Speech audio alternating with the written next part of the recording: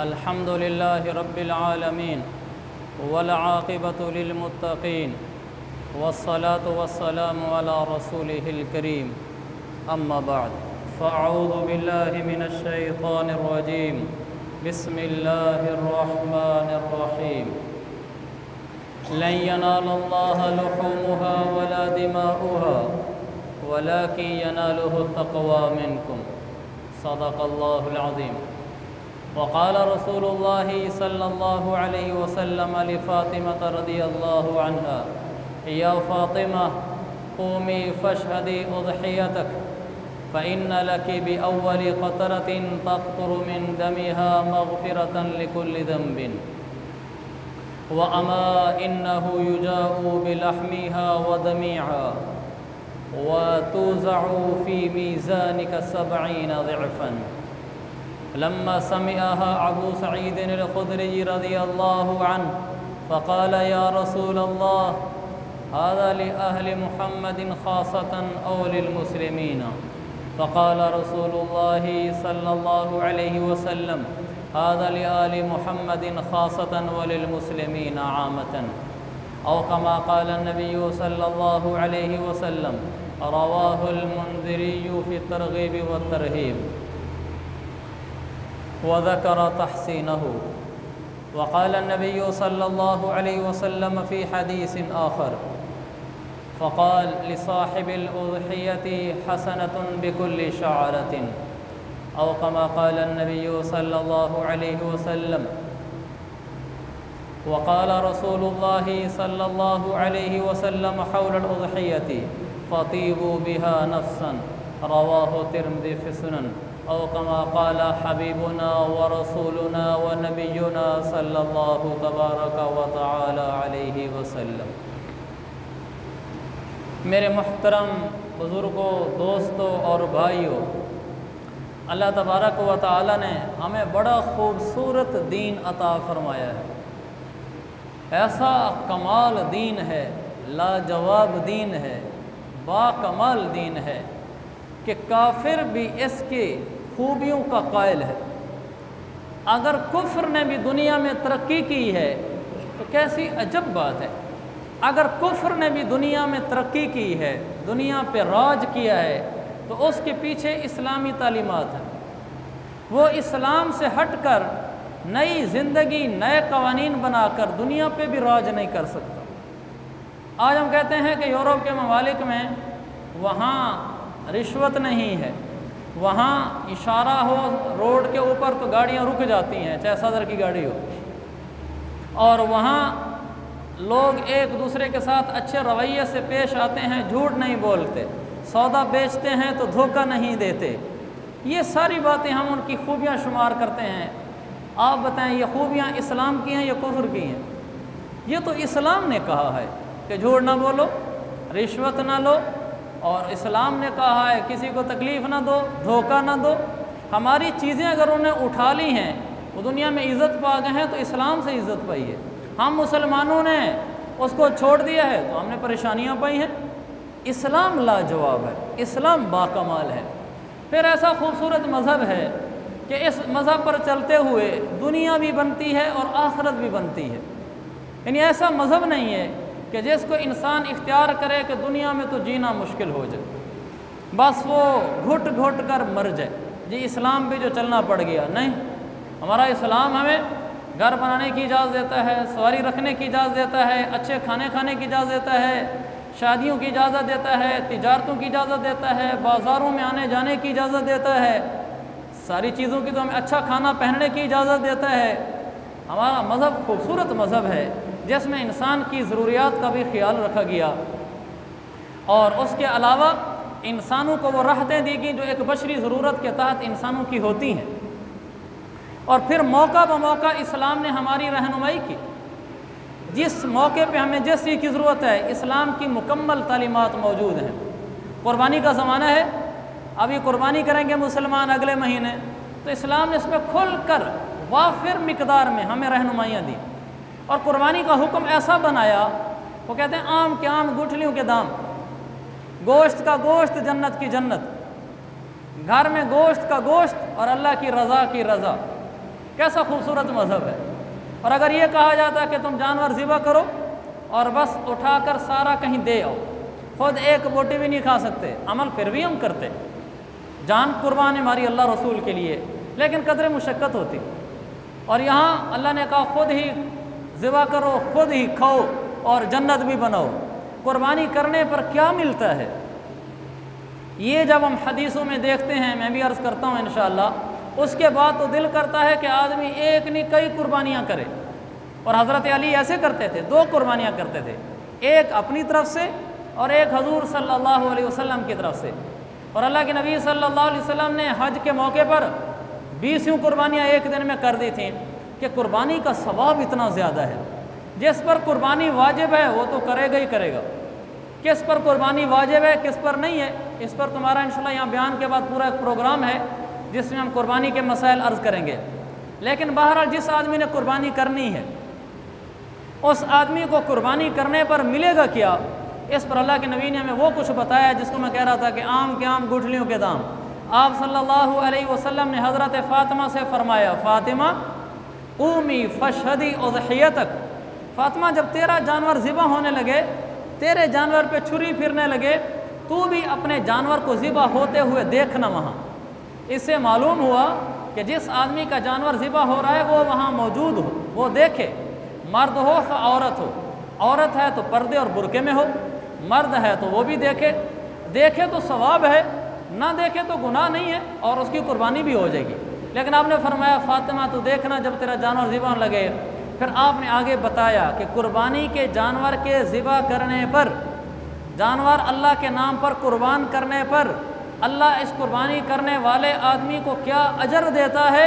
तो आप सल्लल्लाहु अलैहि वसल्लम ने फरमाया, फ़ातिमा फ़इन्ना लकी बिअव्वलि क़तरतिन तक़तुरु दमहा अलल अर्ज़, जब इस जानवर के खून का पहला कतरा ज़मीन पर गिरता है, मग़फ़िरतन लिकुल्लि ज़म्बिन, फ़ातिमा पहला कतरा ज़मीन पर गिरते ही अल्लाह तेरे सारे गुनाह मुआफ़ कर देगा। इधर खून का कतरा गिरा नहीं और उधर से नाम अमाल से गुनाहों पे पानी फिरा नहीं, सारे गुनाह मुआफ़ हो गए। फिर आपने आगे फरमाया, आपने फरमाया फ़ातिमा ये जो जानवर तेरा होगा ये क़यामत वाले दिन लाया जाएगा। जब जानवर हम हिस्सा रखने लगे ना तो कोशिश करें ज़रा अच्छा हिस्सा हो, जानवर ख़रीदने लगें तो कोशिश करें ज़रा अच्छा जानवर ख़रीदें, हिम्मत के बकदर। बाकी किसी की गुंजाइश कम है, किसी की ज़्यादा है, लेकिन ऐसा मुनासिब नहीं है कि गुंजाइश भी हो और फिर पैसे बचा रहा हो। इसलिए कि जानवर मोटा ताज़ा होगा, बड़ा होगा, उसका सवाब भी ज़्यादा होगा, हिस्सा महंगा होगा, सवाब भी ज़्यादा होगा। हमारे यहाँ दुनिया में है ना, खर्चे करो चर्चे सुनो, खर्चा होगा तो चर्चा होगा, ये आखिरत में भी है। यहाँ खर्चा करो वहाँ आखिरत में चर्चा होगा। वो कैसे? मेरे पैगम्बर ने फरमाया, अमा इन्नहु युजाउ बिलहमिहा व दमीहा फतूज़अु फी मीज़ानिक 70 ज़िअफ़न।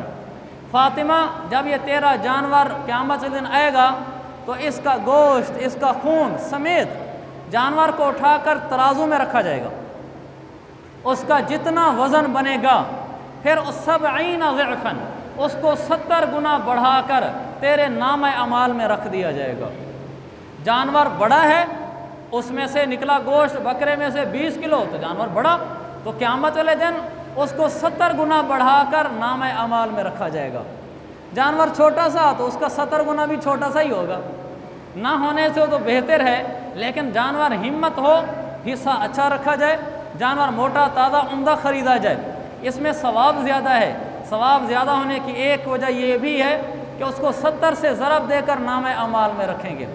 जब आपने हज़रत फ़ातिमा से ये कहा कि फ़ातिमा उसका पहला कतरा जानवर का गिरते ही तेरे सब गुनाहों पे कलम फिर गया और तेरे जानवर को 70 गुना बढ़ाकर तेरे नाम अमाल में रख दिया जाएगा, तो अबू सईद खुदरी ने जब ये हदीस सुनी कहने लगे, या रसूल अल्लाह, हाज़ा लि अहली मुहम्मदिन ख़ासतन, ये इतना बड़ा सवाब जो आपने फ़ातिमा लख्त जिगर से फरमाया है ये सिर्फ़ आले रसूल के लिए, सैयदों और सादात के लिए है।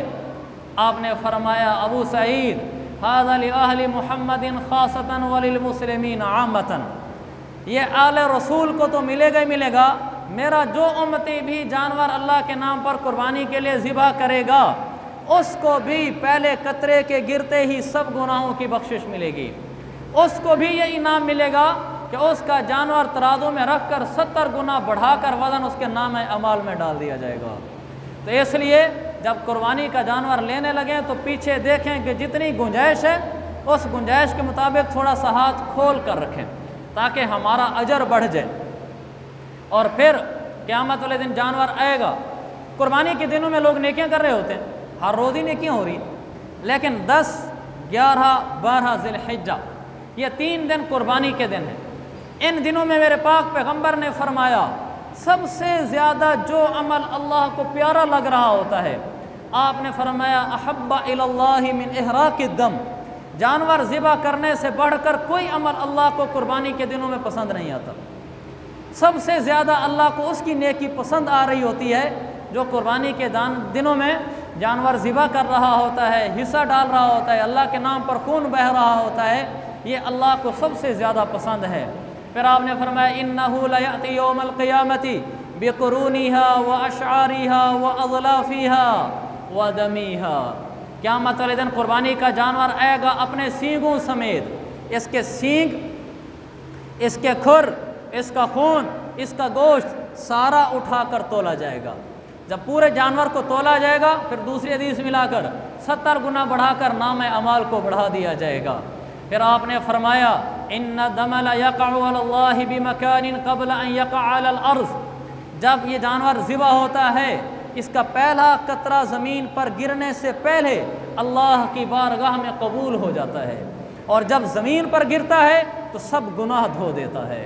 ये अल्लाह की तरफ से मकाम है, इनाम है, बदला है उस शख्स का जो अल्लाह के नाम पर ख़र्चा कर रहा है, जो अल्लाह के नाम पर कुर्बानी कर रहा है, अल्लाह के नाम पर हिस्से डालता फिर रहा है। इसलिए अल्लाह के वास्ते कुर्बानी का जानवर हम ना ख़रीदें, ना इसलिए हिस्सा डालें, ना इसलिए बड़ा जानवर ख़रीदें कि अगर नहीं ख़रीदा तो हमसाए क्या कहेंगे, रिश्तेदार क्या कहेंगे, यार ऐसा कंजूस आदमी है, ना हिस्सा है ना बकरा है, तो क्या फ़ायदा। अगर गोश्त ही खाना है तो 2-3 किलो गोश्त काफ़ी है, इतना बड़ा हिस्सा रखने की क्या ज़रूरत है।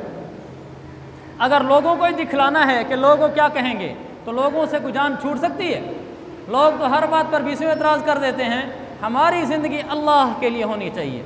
हम इसलिए जानवर में हिस्सा रखेंगे कि क़यामत वाले दिन मुझे सवाब मिलेगा।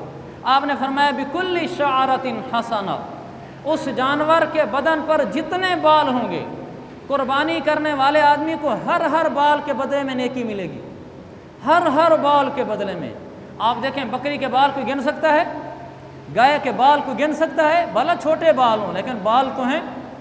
हर बाल के बदले में नेकी। जानवर में 7 हिस्से हैं, 7 आदमियों में से हर आदमी को पूरी गाय के बालों के बकदर नेकियों का सवाब मिलेगा। ये नहीं कि अल्लाह तकसीम कर देगा, अल्लाह के ख़जानों में कौन सी कमी है। तो कुर्बानी के ऊपर इंसान के गुनाहों की बख्शिश होती है। कुर्बानी के ऊपर इंसान के नाम अमाल वज़नी होता है। कुर्बानी के ऊपर पिछले गुनाहों पे कलम फिरता है। और कुर्बानी के ऊपर जब इतना कुछ मिलता है कि हर बाल के बदले में, जानवर के बाल के बदले में नेकी लिखी जाती है, फिर आपने फरमाया फ़ातीबु बिहा नफ्सन, लोगों अब तो दिल खोल के कुर्बानी किया करो। जब अल्लाह इतना कुछ अता फरमाता है तो फिर तो दिल बंद ना रखो, फिर तो हिम्मत करो। लिहाजा जिसके ऊपर कुर्बानी वाजिब है वो तो बिल्कुल सुस्ती ना करे, लेकिन जिस पर वाजिब नहीं है और वो मकरूज़ भी नहीं है तो वो ज़रूर कुर्बानी करे, इंशाल्लाह इसको उसका बड़ा सवाब मिलेगा। हाँ, ये ना करे कि लोगों के कर्ज़े देने हैं और वो पीछे पीछे रोते फिर रहे हैं और ये माशाल्लाह बकरे ख़रीद रहा है ताकि पता चले जी बड़ा बकरा आया हुआ है, बड़ा हिस्सा रखा हुआ है।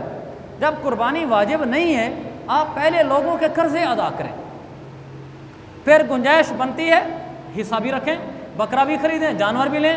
लेकिन ये बड़ी नामुनासिब बात है कि आपने किसी का पैसा देना है और गुंजाइश भी आपके पूरी सूरी है, आप वो पैसे कर्ज़े में उसको देने की बजाय और आप हिस्से रखते फिर रहे हैं, ये नामुनासिब है। शरीयत में हकूक़ुल इबाद का बहुत बड़ा मकाम है और कुर्बानी करना तो हकूक़ुल्लाह है, लोगों के कर्ज़े अदा करना हकूक़ुल इबाद है। अगर किसी का मेरे साथ ताल्लुक़ है, बीवी बच्चा मेरा कर्ज़ खा जिसका मेरा ताल्लुक़ हकूक़ुल इबाद में से है, उसका अगर ख्याल न रखा तो दूसरी बातें भी बेकार चली जाती हैं। आप बताएं हज से बड़ी कोई इबादत है कि आदमी घर बार बाल बच्चों को छोड़कर लाखों रुपए लगाकर प्रदेश में जाकर पड़ जाता है। वहाँ भी उलमा ने यह मसला लिखा है कि अगर एक आदमी हकूकुल इबाद का ख्याल रखे बगैर हज पे जाना चाह रहा है, मसलन हज का खर्चा बिलफर्ज 5.5 लाख है, 5.5 लाख रुपए दो आपको हज कराते हैं। एक आदमी के पास 5.5 लाख है, लेकिन जो 40 दिन ये वहाँ रहेगा, घर नहीं होगा, तो पीछे 40 दिन का जो खर्चा है बिलफर्ज वो 40,000 खर्चा है। उसके पास घर के खर्चे के पैसे नहीं हैं, यानी 5.5 लाख है, इजाफी 40,000 नहीं है कि घर वालों के खर्चे का इंतज़ाम कर सके। शरीयत का मसला है कि इस आदमी पर हज फ़र्ज़ी नहीं है, यह बैतुल्लाह न जाए, पहले 40,000 का इंतज़ाम करे, इसलिए कि हुकूकुल इबाद है, बाल बच्चों का खर्चा इसके ज़िम्मे है। जब 5.5 लाख जमा 40,000, उसका 40 दिन का जो भी खर्चा है, जब वो 40 दिन का खर्चा जमा हो गया, मसलन 5,90,000 आ गए, अब हुक्म है कि तेरे ऊपर अब हज फ़र्ज़ हुआ है, इससे पहले फ़र्ज़ ही नहीं हुआ था। ये मकाम है हुकूकुल इबाद का, बीवी बच्चों का ख्याल रखने का और लोगों के अमवाल का ख्याल रखने का। लिहाजा कुर्बानी ज़रूर करनी है, लेकिन हुकूकुल इबाद का ख्याल रख कर, ऐसा ना हो कि कुर्बानी के जज्बे में लोगों के माल हड़प करके हम बड़े बड़े जानवर ख़रीदे फिर रहे हों। फिर बड़ा जानवर भी अल्लाह की बारगाह में तब कबूल है जब जज्बा पीछे ठीक हो।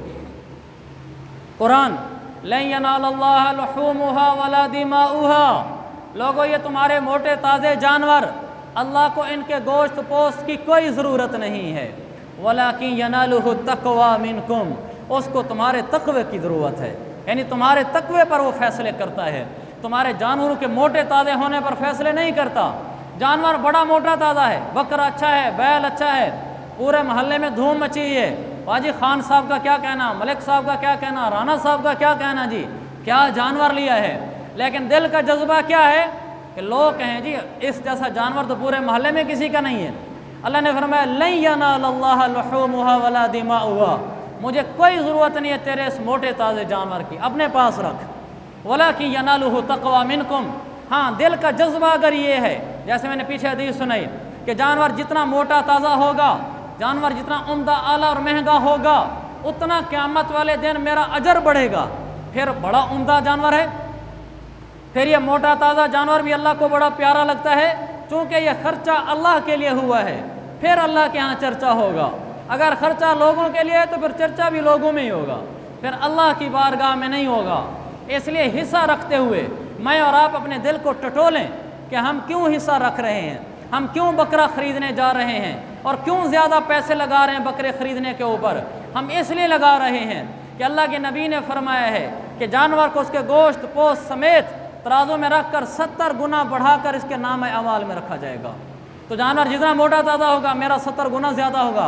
ये जज्बा पीछे होना ज़रूरी है, वरना सारे पैसे हवा मंसूरा, उड़ती हुई धूल की तरह अल्लाह की बारगाह में बेकार हो जाएंगे। तो अल्लाह को ये चाहिए कि इंसान के दिल की सुई उसके साथ जुड़ी हुई हो। तो हमने अल्लाह के नाम पर कुर्बानी करनी है उसका ये अजर पाने के लिए। तो एक जो हमारा अभी अशरा शुरू होने वाला है आखिरी, तो उसमें एक बड़ा हुक्म कुर्बानी का है जो मैंने जिस पर कुछ हदीसें अर्ज़ की हैं। एक दो चीज़ें और हैं जिसका ताल्लुक़ चाँद नज़र आते ही शुरू हो जाएगा। जैसे ही कुर्बानी वाली ईद का चाँद नज़र आएगा, जैसे कि 1-2 दिनों में नज़र आने वाला है, तो फिर हमारी तरफ कुछ और नेकियां भी मुतवज्जे हो जाएंगी जिनका बड़ा ऊंचा मकाम है। आपने फरमाया कि जब ये ज़िलहिज्जा का अशरा शुरू होता है, अशरा शुरू यानी ज़िलहिज्जा का चाँद नज़र आया, ये मसले की वजाहत भी ज़रूरी है। हमारे यहाँ अमूमन ये समझा जाता है कि जैसे ज़िलहिज्जा का चाँद नज़र आया तो बस जब तक कुर्बानी ना हो जाए नाखून काटने बंद, बाल काटने बंद, जब कुर्बानी हो जाएगी फिर बाल काटेंगे, नाखून काटेंगे। याद रखें ये मसला ऐसे नहीं है, बल्कि मसला थोड़ा सा तब्दील है। वो कैसा है मैं आपको हदीस अर्ज़ करता हूँ ताकि मसला खोल कर बयान हो। अल्लाह के नबी ने फरमाया, सही मुस्लिम की हदीस है, इज़ा दखल अल-अश्रु व अरादा बअदुकुम अन युज़हिया फला यअख़ुज़न्न शअरन वला युक़ल्लिमन्न ज़ुफ़रन। जब कुर्बानी का चाँद नज़र आ जाए, यानी ज़िलहिज्जा का महीना शुरू हो जाए जो कि 1-2 दिनों में शुरू होने वाला है, उसके बाद मेरे पैगंबर ने फरमाया जिस आदमी ने कुर्बानी करनी हो, वह अरादा बअदुकुम अन युज़हिया, जिस आदमी ने कुर्बानी करनी हो तो उसके लिए यह हुक्म है कि वो कुर्बानी होने तक अपने बाल भी ना काटे, पूरे जिस्म में से कोई बाल ना काटे, और हाथ पाँव के नाखूनों में से कोई नाखून ना काटे। तो सिर्फ वो आदमी जिसने कुर्बानी करनी है, जिसने कुर्बानी करनी ही नहीं है, उस पर कुर्बानी वाजिब नहीं है, वो नाखून भी काट सकता है, बाल भी काट सकता है। जिसने कुर्बानी करनी है उसके लिए हुक्म है कि चांद नज़र आते ही नाखून और बाल काटना बंद कर दे। जब अपनी कुर्बानी ज़िबा करा ले, अब उसके बाद नाखून और बाल काटे। लेकिन ये भी वाज़ेह होना ज़रूरी है कि ये नाखून न काटे, बाल न काटे, ये कोई फ़र्ज़ नहीं है, ये कोई लाजिम नहीं है। अगर कोई किसी आदमी ने कुर्बानी करनी है फिर भी वो नाखून और बाल काट लेता है, कोई हर्ज की बात नहीं, यानी कोई गुनाह नहीं है। सवाब में कमी आ जाएगी लेकिन गुनाह नहीं होगा, कुर्बानी भी उसकी ख़राब नहीं होगी। अलबत्ता इसकी नेकी, इसका सवाब, इसका अजर कम होगा।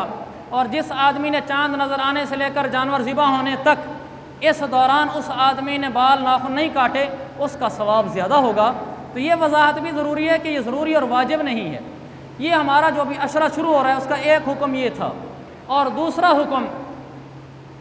हुक्म ये कि जो हमारी आगे 9 रातें आ रही हैं, 10 को तो ईद है, इन रातों में तिरमिज़ी की हदीस है, एक दिन के रोज़े रखने का सवाब बिसियामी कुल्ली सनतिन, बिसियामी सनतिन, एक रोज़े का सवाब 1 साल के रोज़ों के बराबर है। इन 10 दिनों में से पहले 9 दिनों में एक एक रोज़े का सवाब 1 साल के रोज़ों के बराबर है। और रात की इबादत आपने फरमाया बिक़ियामी लैलतुल क़द्र, इन 9 रातों में रात को इबादत करना ऐसे है जैसे लैलतुल क़द्र में इबादत करना। ये सुनन तिरमिज़ी की हदीस है। लिहाजा बहुत ज़रूरी है कि हम अपने 9 दिनों को कीमती बनाएं। हर रोज़ रोज़ा नहीं रख सकते, किसी दिन तो रख लें। हर रोज़ रात को नहीं जाग सकते तो किसी रात तो कम अज़ कम कुछ ज़्यादा जाग लें। और बतौर ख़ास इन 9 दिनों में तो तहज्जुद ना छोड़ें, ताकि रात की इबादत में कुछ तो हमारा हिस्सा शुमार हो सके। लेकिन एक रोज़ा हम एहतमाम ज़रूर रखें। सही मुस्लिम की हदीस है, आपने फरमाया जो आदमी 9 ज़िलहिज्जा को रोज़ा रखे, युकफ़िरु सनत अल्लती क़ब्लहु वल्लती बादहु, जो आदमी 9 ज़िलहिज्जा को यानी ईद से एक दिन पहले रोज़ा रखेगा, उसके पिछले 1 साल के और अगले 1 साल के गुनाह मुआफ़ हो जाएंगे। एक रोज़ा रखने से 9 ज़िलहिज्जा का पिछले साल के गुनाह भी मुआफ़ और अगले साल के गुनाह भी मुआफ़। अगर हिम्मत हो सके तो ये रोज़ा हम कम अज़ कम ज़रूर रखें। तो ये जो 9 दिन हैं ये रोज़े रखने के दिन हैं। ये जो 9 दिन हैं रातों को इबादत करने के दिन हैं। हमें इनके अहकाम भी मालूम होने चाहिए और हिम्मत के बकदर इन पर अमल भी करना चाहिए। और आखिरी बात ये है, जो कुर्बानी के 3 दिन हैं 10, 11, 12 ज़िलहिज्जा, इन 3 दिनों में रोज़ा रखने की इजाज़त नहीं है। अल्लाह के नबी ने फरमाया अय्याम अकलिन व शुरबिन, ये अल्लाह की तरफ से मेहमान नवाजी के दिन है, खाने पीने के दिन है। ये आदमी अल्लाह की तरफ से मेहमान नवाजी को कबूल करे और रोज़ा न रखे। पिछले जो 9 दिन हैं वो रोज़े के दिन हैं। तो ये चंद अहकाम थे जो मैंने आपके सामने अर्ज़ किए कुर्बानी आने के बारे में।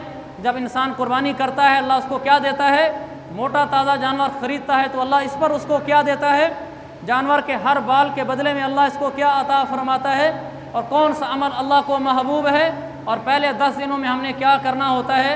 ये कुरान और हदीस की चंद तालीमात मैंने अर्ज़ की हैं। अल्लाह ताला मुझे भी अमल की तौफ़ीक अता फरमाए, आप हज़रात को भी। बाकी चंद मसाइल होते हैं कि कुर्बानी किस पर वाजिब है, गोश्त कैसे तकसीम करना है, जो लोग फौत हो गए हैं उनकी तरफ से हम कुर्बानी करना चाहते हैं तो क्या तरीका है, घर में मुश्तरका रहते हैं तो कुर्बानी का क्या हुक्म है, वगैरह वगैरह। इन मसाइल के बारे में हमारी इस नमाज के बाद इंशाल्लाह प्रोग्राम होगा। आप में से जो अहबाब तशरीफ़ रखना चाहें तशरीफ़ रखें। अल्लाह ताला अमल की तौफ़ीक अता फरमाए। और नमाज के बाद जनाजा भी होगा, जनाजा पढ़ कर जाए।